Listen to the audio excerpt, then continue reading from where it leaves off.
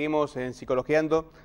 Aquí, bueno, seguimos recibiendo mensajes, llamados, vamos a luego a resumirlos todos como para poder encontrar alguna posible, no digo respuesta, porque obviamente no vamos a darle más información de lo que significa la singularidad del caso, que obviamente hay que trabajarlo en otro ámbito. Sí, obviamente vamos a tratar en forma general como para poder acercarnos un poquito más a dar pequeños tips. Acá hay un caso clínico que quería comentarles, que está también extraído de un informe así de internet, que dice lo siguiente: tengo miedo de viajar en avión y por lo tanto no lo hago. Es una sensación horrible la que siento cuando se cierra la puerta del avión y me siento metido en una trampa. Mi corazón late fuertemente, transpiro profusamente y siento que me falta el aire. Cuando el avión comienza a ascender, no hace otra cosa que reforzar el miedo de que no puedo salir de ahí. Siento que pierdo el control, que mi mente danza como loca. No me da miedo que el avión se estrelle o que nos toque clima turbulento. Es únicamente esa sensación de estar atrapado, de no poder salir de allí. Me ahoga. Siempre que he querido cambiar de trabajo, tengo que pensar, ¿va a ser necesario viajar en avión? Solo voy a lugares a los que pueda ir manejando o por tren. Mis amigos me dicen que igualmente no podría salirme de un tren que va viajando a altas velocidades, así que ¿por qué los trenes no te molestan? Yo les comento que este no es un miedo racional. Además les digo en chiste que para mí el avión es el medio de locomoción más lento del mundo, ya que el viaje, en realidad, la angustia, comienza desde que empiezo a planearlo cuando compro el ticket. Y acá tienen un ejemplo de otra fobia más. ¿Cuántas fobias? Hay muchas fobias. Vamos a meternos un poco en el tema teórico para entender un poquito más en los conceptos que hacen a los miedos y a las fobias. Vamos a ver el siguiente informe. Adelante.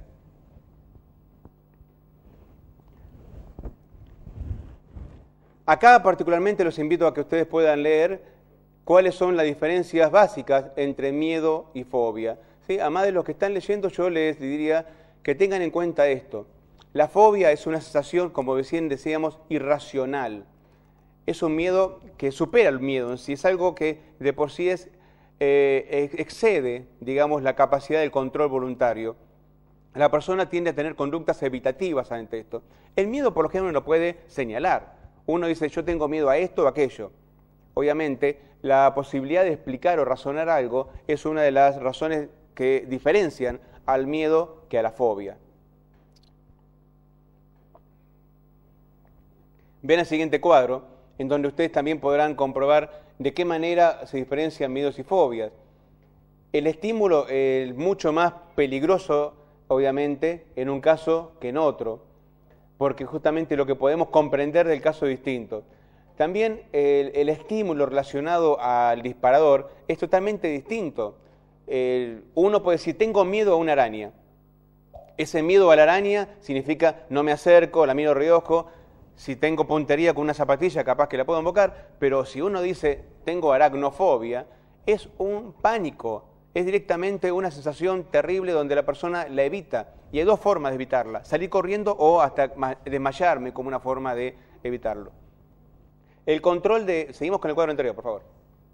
El control de la emoción y la posibilidad de anticiparlo, en la fobia no es posible, porque con solo mencionar, ustedes escucharon recién, con solo mencionar que voy a viajar en avión, el solo hecho de comprar el boleto ya me genera fobia. De la misma manera, las conductas de evitación no son posibles, como tampoco la posibilidad de saber cuánto me va a durar. Ahora sigamos al siguiente cuadro. ¿Qué tipo de fobias conocemos? Bueno, unas fobias muy comunes son relativas a animales, ya sean cucarachas, víboras, arañas, cualquier tipo de animal o insecto, ¿sí? Lo ambiental relacionado a la naturaleza, ustedes habrán escuchado que por ejemplo más de chicos, a los truenos, a las tormentas, a que haya algo que a nivel ambiental nos sacuda. A la sangre, seguimos en el cuadro anterior, sangre o daño, que es justamente la posibilidad de que algo tenga que ir al médico, que tenga que ir, por lo general es muy común, les comento a ustedes, al odontólogo. ¿Sí? Personas que obviamente andan con unos problemas terribles de caries y de muelas porque no pueden ir al dentista, porque justamente tienen prevención de no poder acercarse. La inyección puede generar esto, o el solo hecho de tener que extraer sangre o donar sangre. Situacionales con respecto a lugares, ¿sí? Habíamos hablado ya de vértigos, habíamos hablado ya de claustrofobia, habíamos hablado de lugares puntuales donde pueden pasar. Y después vamos a trabajar un poquito más, ahora vamos a ver las relacionadas a la salud y a la fobia social. Ahora sí, al siguiente cuadro. ¿Qué cosas aumentan las posibilidades de contraer la fobia? Obviamente, el hecho de haber vivenciado algo, como decíamos hoy con Andrés, el hecho de haber tenido alguna posibilidad de que en algún lugar yo haya visto que a una persona le pase algo, que a mi familia le pase algo, es muy común. O que a mí me pase algo, es muy común. Es un buen disparador. Las crisis de pánico inesperadas, esto es cuando alguna situación de golpe se convierte como temida. Me están por llamar por teléfono, viene a visitarme a alguien, se genera también como una situación fóbica. La observación de otros individuos, y acá es muy interesante esto de que ver dolor o accidentes muchas veces pueden generar. Hoy Emilio nos decía, yo solamente veo a una persona subiendo una escalera y me da vértigo. Bueno, el hecho de ver y observar situaciones que aunque a mí no me toquen, también pueden ser. Y por último, en este cuadro vemos qué se genera a partir de los miedos de los demás.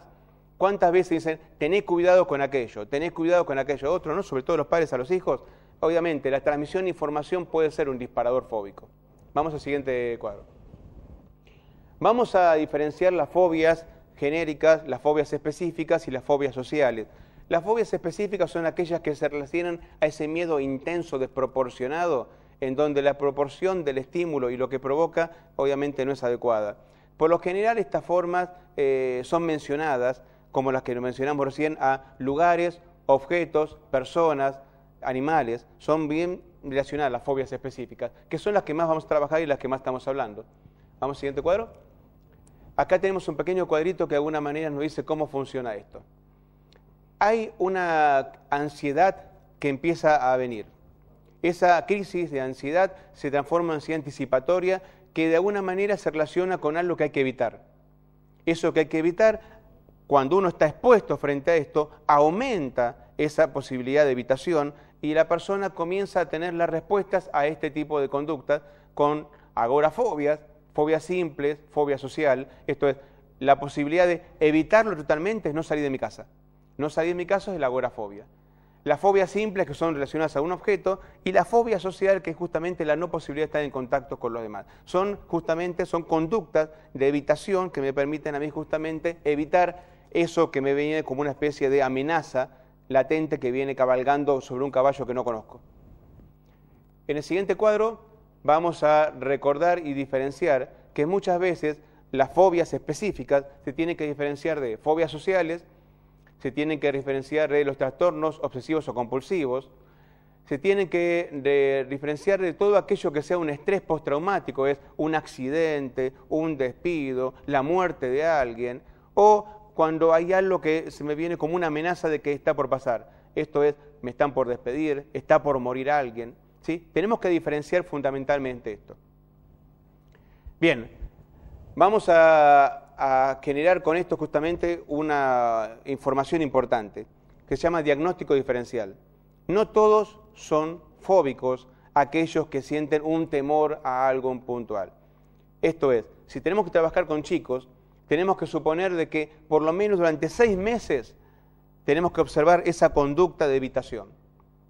Además, tenemos que ver si se da con la misma frecuencia y en distintos lugares. Esto es, siempre decimos, compará qué pasa en un lugar de trabajo, qué pasa en un ámbito de amigos y qué te pasa en un ámbito, no sé, de estudio, por ejemplo. En los 3 casos pasa lo mismo, te genera lo mismo ese objeto, entonces ahí ya estamos generalizando y ya estamos hablando de algo que es puntualmente fóbico, ¿sí? Una de las cosas que nos pasa con la fobia, que justamente lo que nos tiene que ayudar a entenderla, es que la fobia es encubridora, es tramposa. La fobia no está señalando al objeto que realmente me genera esa aprensión. Detrás de cada fobia hay algo que se esconde. Vamos a ver dentro un poco, en muchos programas vamos a verlo, cómo trabajan las neurosis, y justamente este tipo de neurosis, la neurosis fóbica, qué tipo de características tiene.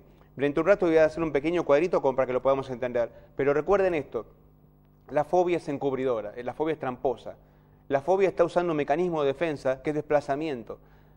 Esto es, hay algo que realmente está atrás de la fobia. ¿Y qué usa? Algo que yo pueda mencionar como para poder evitar, pero que realmente está funcionando no es lo que vemos. Vamos a ir a un muy breve corte y luego mismo seguimos trabajando fobias y miedos. Ya volvemos.